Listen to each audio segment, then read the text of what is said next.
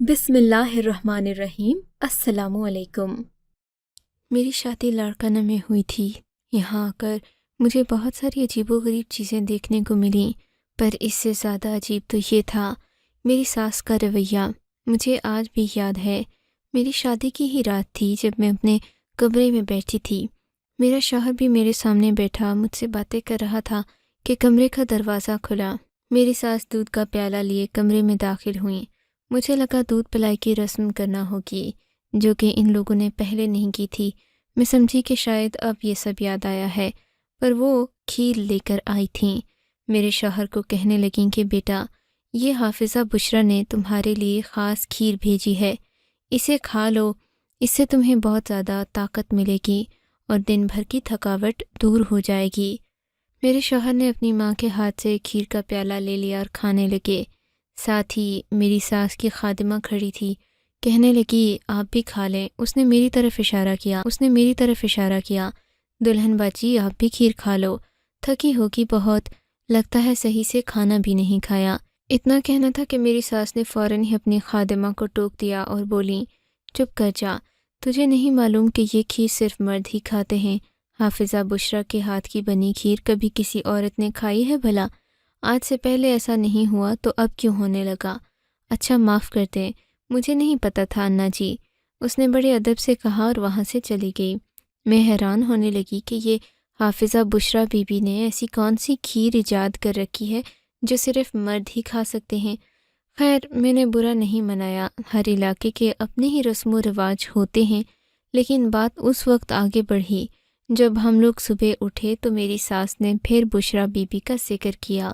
میرے شوہر سے کہنے لگیں کہ بشریٰ بی بی کے کھیر کا پیالہ تم خود جا کر ان کے گھر لوٹا دینا، وہ تمہیں دعوت پر بھی بلا رہی تھی، دونوں ان کے گھر دعوت پر جاؤ گے، اس سے پہلے یہ پیالہ تم خود انہیں شکریہ کے ساتھ لوٹا دینا۔ جانتے ہو نا کہ اس کھیر سے کیا ہوتا ہے، اور اگر یہ کھیر نہ ہو تو بڑی مشکلات ہوتی ہیں۔ میں چپ ہو گئی، مجھے لگا جیسے میری ساس طنز کر رہی ہوں، لیکن پھر میرے شوہر نے اس پیالے میں خشک پھل میوہ جات رکھے اور وہاں سے چل دیے، کہنے لگے کہ تم ذرا یہیں رکو، میں حافظہ بشریٰ بی بی کے گھر یہ سوغات دے آؤں۔ مجھے عجیب لگ رہا تھا، خیر وہ چلے گئے۔ حافظہ بی بی کو جا کر انہوں نے وہ کھیر کا پیالہ واپس کر دیا اور آ کر کہنے لگے کہ وہ شام کو دعوت پر بلا رہی تھیں، ہم دونوں کو ہی چلنا ہوگا۔ میں شام کے وقت تیار ہو گئی تھی، میں نے کالے رنگ کے کپڑے پہنے تھے۔ میری ساس کہنے لگیں کہ تم کو یہ رنگ نہیں پہننا چاہیے، حافظہ بی بی کو یہ رنگ پسند نہیں ہے، تم سفید رنگ کے کپڑے پہن کر جاؤ، وہ بہت نیک خاتون ہیں، وہ کہتی ہیں کہ کالا رنگ شیطان کا ہوتا ہے۔ میں حافظہ بی بی کے متعلق قصیدے سن سن کر تھک چکی تھی، پھر بھی پہلا دن تھا، سو ساس سے بگاڑنا کیا تھی۔ میں نے جا کر سفید رنگ کے کپڑے زیب تن کر لیے اور اپنے شوہر کے ساتھ حافظہ بی بی کے گھر چلی گئی۔ حافظہ بی بی نہ ہی میری ساس کی رشتہ دار تھیں اور نہ ان سے اور کوئی ان کا تعلق تھا، وہ بھی ان کو زیادہ نہیں جانتی تھیں۔ میں نے جب اپنی ساس سے پوچھا کہ یہ حافظہ بی بی ہیں کون، تو کہنے لگیں وہ بہت اللہ والی ہیں، میرا اگرچہ ان سے کوئی رشتہ نہیں ہے، لیکن عقیدت کا بہت بڑا رشتہ ہوتا ہے جو سب رشتوں سے بڑھ کر ہوتا ہے، اس لیے تم جاؤ اور جا کر ان کے پاؤں لازمی چھونا۔ مجھے یہ سب باتیں بہت بکواس لگی تھیں۔ میں اپنے شوہر کے ساتھ گھر سے چلی آئی۔ حافظہ بشریٰ کی خادمہ نے دروازہ کھولا، ہم لوگ اندر چلے گئے۔ یہ گھر تو بڑا ہی نفیس تھا، کسی اللہ والے کا نہیں دنیا والے کا، ریشمی پردے، مخملی بستر اور نہ جانے کیا کیا۔ میں نے دیکھا اس گھر میں بہت ساری بجلی کی چیزیں بھی تھیں، جیسا کہ بجلی پر چلنے والے ریموٹ کنٹرول اور نہ جانے کیا کیا۔ انہوں نے اپنے گھر کو بہت ماڈرن طرز کا بنا رکھا تھا۔ میں گھر کو دیدے پھاڑ پھاڑ کر دیکھنے لگی، تبھی کمرے سے ایک باوقار خاتون برآمد ہوئیں۔ ان کا نام بشریٰ بی بی تھا۔ بشریٰ بی بی کے ماتھے پر ایک عجیب سا نشان دیکھ کر میں چونک گئی تھی۔ مجھے کچھ یاد آ رہا تھا، لیکن میں سمجھ نہیں پا رہی تھی کہ میں کیا یاد کر رہی ہوں۔ میں نے دیکھا وہ قد کی غیر معمولی لمبی خاتون تھیں، ان کا جسم سے ڈول سا تھا اور بال بھی خوب گھنے تھے۔ ایسے کالے گھنے بال میں نے آج تک کسی کے نہیں دیکھے تھے، وہ بلا کی خوبصورت بھی معلوم ہوتی تھیں۔ میں نے ان سے سلام دعا کی، مجھے دیکھ کر وہ ایک لمحے کو چونک گئیں اور پھر کرسی پر بیٹھتے ہوئے بولیں، بیٹی میں تو تمہارا کب سے انتظار کر رہی ہوں۔ آمنہ سے میرے بہت اچھے تعلقات ہیں اور آج جب تم آئی ہو تو میری تو آنکھیں ٹھنڈی ہو گئی ہیں۔ جہاں تک مجھے ساس کی باتوں سے معلوم ہوا تھا، لگتا تھا کہ بشریٰ بیگم کوئی ادھیڑ عمر کی عورت ہوں گی، پر ان کو دیکھ کر تو لگا جیسے یہ بمشکل 30-40 سال کی بھی نہیں ہوں گی۔ ان کی عمر جوانی کی تھی، لیکن انہوں نے لباس اور اپنا حلیہ اس طرح کا بنا رکھا تھا کہ شاید لوگ ان کو عمر کا بڑا سمجھتے ہوں گے۔ تبھی میں نے یہ بات بھی بولی تھی، بشریٰ بی بی، میں تو سمجھتی تھی آپ کوئی بوڑھی عمر رسیدہ خاتون ہوں گی، کیونکہ جس طرح آپ کی کرامات مشہور ہیں وہ تو کسی بوڑھے بزرگ انسان ہی کی ہو سکتی ہیں۔ آپ تو بہت زیادہ نوجوان لگتی ہیں۔ میری بات سن کر بشریٰ بی بی ہنس پڑی، بولی کہ ہاں، بات تو صحیح ہے، دراصل میری عمر بھی 55 سال ہی ہے، لیکن اپنی کرامات کی وجہ سے خوبصورت اور نوجوان دکھتی ہوں۔ یہ تو اس مالک کا کرم ہے۔ بشریٰ بی بی نے فوراً ہاتھ جوڑ کر دعا کے انداز میں بنا لیے۔ مجھے ان کا یہ انداز بڑا منافقانہ لگا۔ وہ کسی طور پر بھی 55 سال کی عورت ہو نہیں سکتی تھی، لازماً وہ 30 سال سے اوپر کی نہیں تھی۔ پھر ہم لوگ کھانا کھانے لگے۔ بشریٰ بیگم نے ہمارے لیے لذیذ اور طرح طرح کے کھانے بنائے تھے۔ کھانا ختم ہوا تو بشریٰ بیگم میرے شوہر کو مخاطب کر کے کہنے لگیں، بیٹا، میرا کام تم کو یاد ہے نا؟ تمہیں پتہ ہے میں عورت ذات ہوں، ادھر ادھر زیادہ جا بھی نہیں سکتی، ورنہ میں خود اپنا کام کر لیتی۔ بشریٰ بیگم نے میرے شوہر کو دلاسا دیتے ہوئے کہا تھا۔ اس کی نظروں میں عجیب طرح کی بے باکی تھی۔ میں جان گئی تھی کہ کوئی بھی عورت اتنی ولی اللہ نہیں ہو سکتی جبکہ وہ اتنی بے باک ہو۔ میرے شوہر کو نظریں پھاڑ جیسے اس نے پہلی بار کسی مرد کو دیکھا ہو۔ وہ تھے بھی خوبصورت۔ میں جان گئی تھی کہ بشریٰ بی بی جو بھی کر رہی ہے وہ صرف اور صرف ایک ناٹک ہی ہے۔ بہرحال معاملے کی تہہ تک پہنچنا ضروری تھا، کیونکہ میرے گھر والے یعنی میرے سسرال والے عقیدت کی حد تک اس کے مرید ہو چکے تھے۔ وہ جو بھی بات کرتی وہ بس ان کے لیے آخری حرف ہوتا۔ مجھے ان ساری باتوں سے بہت چڑ چڑھتی تھی۔ میں جانتی تھی کہ اگر میں بشریٰ بی بی کے خلاف کوئی بات کروں گی تو یہ لوگ کبھی بھی نہیں مانیں گے، اس لیے مجھے جو کرنا تھا خود ہی کرنا تھا۔ اس دن میں گھر آئی، میں نے سب سے پہلے سوچا کہ میں اپنی ساس سے ذرا پوچھوں تو صحیح کہ بشریٰ بی بی کی کھیر اتنی مشہور کیوں ہے، لیکن اس سے پہلے میری ساس نے مجھے یہ کہہ کر حیران کر دیا کہ یہ 10,000 روپے بشریٰ بی بی کو دے دینا۔ وہ میرے شوہر کو یہ رقم دے رہی تھیں۔ میں نے حیرت سے ان کی طرف دیکھا۔ ارے دیکھ رہی ہو، بشریٰ بی بی کی کھیر میں بہت برکت ہوتی ہے، یہ 10,000 روپے تو اس کے لیے کچھ بھی نہیں ہیں۔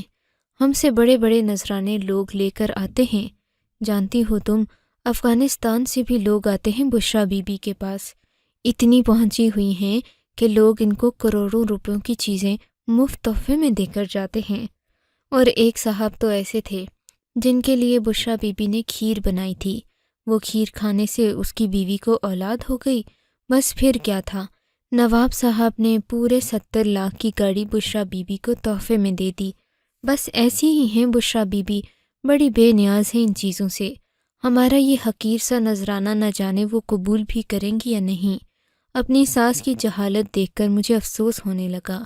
یہ 10,000 روپے اگر کسی غریب کو دے دیں تو شاید اس کی دعا لگ جائے، پر میری ساس نے خواہ ہی بشریٰ بی بی کو ہوا بنا رکھا تھا۔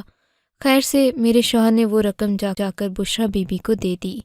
تبھی میں نے بڑے متاثر ہونے والے انداز میں اپنی ساس سے پوچھا، اماں جی، آپ بشریٰ بی بی کی اتنی تعریفیں کرتی ہیں، لیکن مجھے ان کے بارے میں کچھ بھی نہیں بتایا آپ نے۔ آپ ذرا روشنی تو ڈالیے ان کے ماضی پر، وہ آئی کہاں سے ہیں، کیا کرتی ہیں، ان کی یہ شہرت، میرا مطلب ہے نیک نامی کیسے بنی۔ میں اسی انداز میں ساس سے پوچھ رہی تھی تاکہ ان کو برا بھی نہ لگے۔ بشریٰ بی بی کے موضوع کا چھڑنا تھا کہ میری ساس نے تو جیسے دوپٹہ اوڑھ کر بڑے عقیدت والے انداز میں مجھے بتانا شروع کیا، بیٹی تم نہیں جانتی، یہ اللہ والے بڑے عجیب اور پراسرار لوگ ہوتے ہیں، ہمیں بھی نہیں پتہ کہ بشریٰ بی بی آئی کہاں سے ہیں۔ میری کچھ سہیلیوں کا ماننا ہے کہ بشریٰ بی بی قدرت کی طرف سے ہم محلے والوں کے لیے بہت بڑی عنایت ہیں۔ تمہیں پتہ ہے جب سے بشریٰ بی بی یہاں آئی ہیں، کوئی بھی چوری کرتا ہے یا پھر ہلکی سی معمولی سی برائی بھی ہوتی ہے تو بشریٰ بی بی کو علم ہو جاتا ہے۔ یہ چور کی ٹھیک نشاندہی کرتی ہیں بیٹی۔ میں بھی پہلے ان کی کرامات کو نہیں مانتی تھی، لیکن ایک دن ہمارے گھر سے زیور چوری ہو گیا۔ بشریٰ بی بی کہنے لگیں تمہارے گھر میں جو کام والی آتی ہے اس کے ساتھ ایک اور عورت آتی ہے، یہ چوری اس نے کی ہے۔ ہم نے جب تحقیق کی تو پتہ چلا کہ پروین کے ساتھ آنے والی نتاشا ہی چور نکلی، اسی نے ہمارے گھر سے زیور چرایا تھا۔ بیچاری پروین تو ہماری پرانی ملازمہ تھی، اس نے بھروسہ کر کے گھر کے راز نتاشا کو بتا دیے۔ نتاشا نے گھات لگا کر ہمارے گھر سے چوری کر لی۔ بس بھئی، اس دن کے بعد سے تو میں بشریٰ بی بی کی مرید ہو گئی۔ مجھے پتہ چلا کہ وہ ہر جمعرات کو کھیر بھی بناتی ہیں، اور اس کھیر کے لیے وہ بہت محنت کرتی ہیں۔ کون سی محنت ماں جی؟ میں نے دلچسپی لیتے ہوئے پوچھا۔ ارے بٹیا، مہینہ وہ جاتی ہیں، دور دراز علاقوں کا سفر کرتی ہیں، کھیر پکانے کے لیے وہ 40 کلو دودھ لاتی ہیں، اور جانتی ہو وہ دودھ اکٹھا کرنے کے لیے ایران تک جاتی ہیں، علاقہ غیر سے ہو کر آتی ہیں، جہاں جہاں کوئی ان کو نیک شخص ملتا ہے اس کے ہاتھ سے دودھ لیتی ہیں، اور پھر گھر آ کر وہ سارا دودھ ملا کر اس کی کھیر پکاتی ہیں۔ ان کا ماننا ہے کہ مختلف علاقوں کے دودھ میں مختلف اثرات ہوتے ہیں، اسی لیے وہ خاص لوگوں کے لیے کھیر بناتی ہیں، اور اس کھیر کے لیے تمہیں پتہ ہے 40 دن کی ریاضت کاٹنا پڑتی ہے انہیں، تبھی تو وہ اثر اور وہ برکت ہم لوگوں کو ملتی ہے۔ میری ساس کے عقیدت مندانہ انداز پر مجھے ہنسی آنے لگی۔ ماں جی، کھیر کیا سادہ دودھ سے نہیں بن سکتی؟ میں نے پوچھا۔ نہیں بیٹی، تم اگر دیکھو نا، سادہ دودھ سے کھیر بنتی ہوتی تو وہ ایران تک کیوں سفر کرتی؟ انہیں ایران تک لے کر کون جاتا ہے؟ میں نے مزید آنکھیں پھیلاتے ہوئے حیرت کا اظہار کیا۔ ارے بھائی، ان کے بہت مریدین ہیں، جہاں جاتی ہیں لوگ اپنے گھر میں پناہ دیتے ہیں، ان کو کسی چیز کی کمی تھوڑی نہ ہے۔ یہ تو ہم ہیں، ہمیں نہ کوئی جانتا ہے نہ پہچانتا ہے۔ میری ساس نے افسوس کرتے ہوئے کہا۔ اچھا ٹھیک ہے ماں جی، میں بھی آئندہ سے بشریٰ بی بی کی صحبت اختیار کروں گی تاکہ مجھے بھی کچھ فیض حاصل ہو، میں نے بنتے ہوئے کہا۔ ہاں کیوں نہیں، میں تو تمہیں خود لے کر جاؤں گی، اور دیکھ لینا تم بھی بشریٰ بی بی کی مرید ہو جاؤ گی۔ میں نے ان سے باتیں اکٹھی کر لی تھیں۔ اگلے دن میرا شوہر آیا، میں نے ان سے بشریٰ بی بی کے بارے میں پوچھا۔ حیرت تو یہ تھی کہ ماسٹرز کرنے کے بعد بھی میرے شوہر کو کوئی عقل نہ تھی۔ جو ماں کہتی اس پر آنکھیں بند کر کے یقین کرتے، کہتے کہ ہاں بھائی، بشریٰ بی بی کی کرامات میں کوئی شک نہیں، ان کے ہاتھ میں اس قدر شفا ہے کہ تم جیسا اور میرے جن سوچ بھی نہیں سکتا۔ میں خاموشی اختیار کر گئی، جانتی تھی کہ یہاں پر بحث کرنے کا کوئی فائدہ نہیں ہے۔ میں نے اپنے شوہر سے کہا کہ چلیں ٹھیک ہے، ہم لوگ کل گھومنے پھرنے جائیں گے۔ مجھے معلوم تھا کہ بشریٰ بی بی اس وقت گھر سے نکلتی ہیں۔ دراصل میں اس کا پیچھا کرنا چاہتی تھی، جاننا چاہتی تھی کہ ایسی کون سی کرامت ہے جو لوگوں کو دکھا کر وہ بے وقوف بنا رہی ہے۔ میں شام ڈھلے جب اپنے شوہر کے ساتھ گھر سے باہر نکلی، بشریٰ بی بی بھی اپنا پلو سنبھالتے اپنی گاڑی میں بیٹھ رہی تھیں۔ میں نے اپنے شوہر سے کہا کہ مجھے بہت ڈر لگ رہا ہے، آج ہم پہلی بار گھر سے جا رہے ہیں، کہیں کوئی مسئلہ نہ ہو جائے، ایسا کریں ہم بھی گاڑی میں بیٹھ جاتے ہیں۔ اتفاق سے ہماری گاڑی بھی ان کے پیچھے ہی تھی۔ جس پارک میں بشریٰ بی بی رکی ہم بھی وہیں اتر گئے۔ میں نے کہا بس اسی پارک میں واک کر لیتے ہیں، میرا دل گھبرا رہا ہے۔ میرا شوہر بیچارہ وہ بھی میرے اشاروں پر چل رہا تھا۔ ہم لوگ گاڑی سے اترے۔ میں نے دیکھا بشریٰ بی بی بچتی بچاتی اس پارک کے آخری کونے میں گئی۔ وہاں جا کر اس نے ایک عجیب کام کیا، وہ مٹی کھودنے لگی۔ میں اس کو دور سے ہی دیکھ رہی تھی، پھر اس کی نظر مجھ پر پڑ گئی۔ اچانک سے جیسے وہ چوکنی ہو گئی ہو، اس نے یکدم سے اپنے ہاتھ جھاڑے اور ایسے بننے لگی جیسے اس کے کپڑوں پر گند لگ گیا ہو اور وہ جھاڑ رہی ہو۔ ہمیں دیکھ کر اس نے انجان بننے کی اداکاری کی، میرے پاس آ کر بولی، ارے تم اور فیض یہاں بیٹھے ہو، مجھے تو پتہ ہی نہیں تھا کہ میرے پڑوسی بھی گھومنے پھرنے باہر نکلے ہیں۔ آؤ میں تم لوگوں کو یہ پارک گھماتی ہوں، بلکہ فیض نے تو یہ دیکھا ہی ہوگا، تم نہیں ہو نا اس علاقے میں۔ بشریٰ بی بی کی باتیں سن کر مجھے مزید ان میں دلچسپی ہونے لگی تھی۔ وہ نہ صرف یہ کہ بہت زیادہ چالاک عورت تھی، بلکہ اس میں مکاری بھی کوٹ کوٹ کر بھری ہوئی تھی۔ ایک نمبر کی منافع گئی، کسی کو بھی دشمن کو بھی وار کرنے سے پہلے اس کو جاننا بہت ضروری ہے۔ میں اس سے معلومات اکٹھی کرتی رہی۔ اب مجھے بشریٰ بی بی کچھ اور ہی لگنے لگی تھی۔ اگلے دن میں نے اپنے میکے جانا تھا۔ میں نے اپنے شوہر سے کہا کہ میں کچھ دن اپنے امی ابو کے ساتھ رہوں گی، 2-3 دن کی مجھے مہلت دے دیں۔ میرے شوہر نے مجھے خوشی خوشی اماں ابا کے پاس چھوڑ دیا۔ اگلے ہی دن میں نے اپنے ابا سے بشریٰ بی بی کا ذکر کر دیا۔ میرے ابا ایک ریٹائرڈ فوجی تھے۔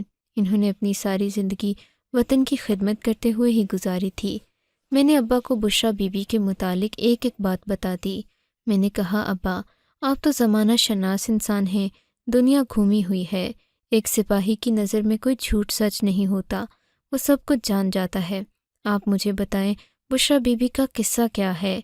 میرے ابا یہ باتیں سن کر سوچ میں پڑ گئے۔ بولے، بیٹی اگر تم نے کوئی عام عورت کے بارے میں بتایا ہوتا تو میں خاموش ہو جاتا، لیکن جو تم بتا رہی ہو یہ تو بہت ہی کوئی غیر معمولی بات لگتی ہے۔ اور پھر بشریٰ بی بی کا دودھ لینے کے لیے ایران تک کا سفر کرنا، یہ بات بھی بڑی عجیب ہے۔ تم ایسا کرو کہ کسی بہانے سے مجھے بشریٰ بی بی سے ملوا دو، میں اس سے مل کر دیکھنا چاہتا ہوں کہ آخر وہ ایسی کیا کام کرتی ہے جس کے لیے اس کو ملک سے باہر جانا پڑتا ہے۔ میں نے کہا، ٹھیک ہے ابا، آپ ضرور آئیے گا، میری ساس ان کی بہت خدمت کرتی ہیں، ان کی عقیدت کرتی ہیں۔ میں ایسا کر لوں گی کہ جمعے کے دن انہیں اپنے گھر محفل میں بلا لوں گی، اسی بہانے آپ ان کو دیکھ لیجیے گا۔ ویسے تو وہ یقیناً مردوں سے پردہ کرنے کا بہانہ بنائیں گی، لیکن میں کوئی نہ کوئی بندوبست کر دوں گی۔ میرے ابا بھی خوش ہو گئے، بولے کہ ٹھیک ہے۔ جمعے والے دن ہمارے گھر میں محفل سجی۔ میں نے اپنی ساس کی خوب منت کی کہ بشریٰ بی بی کو بلائیے۔ میری ساس بڑی خوش ہوئیں کہ مجھے بھی بشریٰ بی بی کی قدر ہو گئی ہے۔ اب ان کو گھر بلانے کے لیے وہ خود گئیں۔ وہ تو اپنے مریدین کی تعریفوں کی بھوکی تھیں، انہوں نے فوراً حامی بھر لی۔ ہمارے گھر وہ شام کو تشریف لائیں۔ میں نے اپنے ابا کو کہہ رکھا تھا کہ آپ ہمارے گھر اچانک آئیے گا، چنانچہ ابا نے ایسا ہی کیا۔ میری ساس نے بھی ان کو خوش دلی سے استقبال کر کے گھر کے اندر آنے کا کہا۔ ابا آئے، میں جانتی تھی کہ ان کی نظریں کسے ڈھونڈ رہی ہیں۔ میں نے ان کو بشریٰ بی بی کا حلیہ پہلے ہی بتا رکھا تھا۔ پھر میں ان کو دوسرے کمرے میں لے گئی جہاں پر محفل سجی تھی اور سب لوگ بیٹھے ہوئے تھے۔ ابا نے بشریٰ بی بی کو دیکھ لیا، مجھ سے کہنے لگے کہ انہیں باہر بلاؤ۔ میں نے بشریٰ بی بی کو ہمت کر کے باہر بلایا، لیکن ابا کو دیکھتے ہی بشریٰ بی بی کا رنگ فک ہو گیا۔ کہنے لگیں، آپ کون ہیں؟ میں مردوں سے بات نہیں کرتی۔ بشریٰ بی بی اپنا چہرہ چھپانے لگیں۔ ابا نے جھٹکے سے اس کے سر سے چادر کھینچی۔ میں ابا کی اس حرکت پر حیران رہ گئی تھی، لیکن ابا نے کچھ سوچ کر ہی ایسا کیا ہوگا۔ بشریٰ بی بی نے کوئی تماشا نہیں بنایا، وہاں سے بھاگنے لگی تو ابا نے جا کر دروازہ بند کیا اور جلدی جلدی اپنے فون پر کوئی نمبر ملانے لگے۔ میں دیکھ رہی تھی کہ ہو کیا رہا ہے۔ تب بشریٰ بی بی نے شور مچایا۔ میری اماں سے کہنے لگیں کہ تمہارے مہمان میری بے عزتی کر رہے ہیں۔ میری ساس نے بھی ہنگامہ کھڑا کر دیا، لیکن ابا نے مجھے فوراً ہی کہا اونچی آواز میں کہ جا کر باہر کا دروازہ بند کرو، یہ ملونہ یہاں سے نکل نہ پائے۔ میں حیران تھی کہ ابا نے بشریٰ بی بی کو ایک دم سے ہی اتنے سخت الفاظ کہنا شروع کر دیے ہیں۔ خیر 5 منٹ گزرے تھے کہ گھر کے باہر گاڑیاں جمع ہونے لگیں، اس میں سے کچھ پولیس کی گاڑیاں تھیں۔ بشریٰ بی بی کو گرفتار کر لیا گیا۔ میری ساس نے تو بہت واویلا مچایا کہ میری پیرنی جی کو بہت ہی زیادہ شریف خاتون ہیں، تمہارے ابا نے نہ جانے اس بیچاری میں ایسا کیا دیکھا کہ فٹافٹ پولیس بلا لی۔ میں خود پریشان تھی کہ ہوا کیا ہے۔ ابا بھی ان گاڑیوں کے ساتھ ہی چلے گئے۔ اب گھر میں طوفان آ گیا۔ میری ساس مجھے کوسنے لگیں کہ یہ تو گھر ہی تباہ ہو جائے گا، تم نے جو حرکت کی ہے، پتہ نہیں ہم اب زندہ بھی بچ پائیں گے یا نہیں، ایک شریف عورت کو تم نے پولیس کے ہاتھے چڑھا دیا۔ ہفتہ پورا میں یہ طعنے سنتی رہی۔ ابا بہت مصروف تھے، میری ان سے بات نہیں ہو سکی۔ ہفتے بعد ابا نے مجھے اپنے گھر بلایا اور ساری کہانی سنائی تو میرے رونگٹے ہی کھڑے ہو گئے۔ کہنے لگے، بیٹی میں بہت معذرت چاہتا ہوں کہ اس قدر ایمرجنسی میں یہ سب کرنا پڑا۔ دراصل وہ عورت بشریٰ بی بی نہیں بلکہ اس کا نام پرینیتی تھا۔ وہ دشمن ملک سے آئی تھی، ایران تک معلومات پہنچانے کا کام کر رہی تھی۔ بیٹی ایسے لوگ بڑے ڈھونگیے ہوتے ہیں، جب ان کو مخالف ملک میں بھیجا جاتا ہے، ان کی 2-3 مہینے تک باقاعدہ ٹریننگ کی جاتی ہے۔ مخالف ملک کی ثقافت، مذہب، ہر چیز ان کو سکھائی جاتی ہے۔ وہ بھی ایک ڈھونگی سے زیادہ نہیں تھی۔ تمہاری ساس جیسے جاہل لوگوں کو بیوقوف بنانا تو ان کا فن ہوتا ہے، وہ تو اس چیز میں ماہر ہوتے ہیں، اور اگر وہ یہ کام ہی نہ کر پائیں تو ان کو اپنے مشن پر نہیں بھیجا جاتا۔ ہم لوگ اس عورت کی تلاش میں تھے، یہ پاکستان آئی پر کسی اور نام سے تھی، میرے پاس اس کی صرف تصویر تھی، باقی ریکارڈ اس کا موجود نہیں تھا۔ شکر ہے کہ تم نے اپنی تجسس والی فطرت کو یہاں کام میں لاتے ہوئے کوئی اچھا کام کیا ہے، اور ہاں خبردار، اپنی اس فطرت کو اب یہیں تک محدود رکھنا، اپنی ساس کی جاسوسی مت کرنے لگ جانا ورنہ اپنے گھر سے نکالی جاؤ گی، ابا نے مذاق کرتے ہوئے کہا، اور میں سوچنے لگی کہ لوگ ہوتے کیا ہیں مگر نظر دنیا بہت بڑا دھوکہ ہے۔ آپ کو اگر یہ کہانی اچھی لگی ہے تو اس ویڈیو کو لائک کیجیے، اور اس طرح کی مزید کہانیاں سننے کے لیے ہمارے چینل کو ضرور سبسکرائب کیجیے۔ کہانی سننے کا شکریہ۔ آپ سے ملاقات ہوگی اگلی ویڈیو میں، تب تک کے لیے اللہ حافظ۔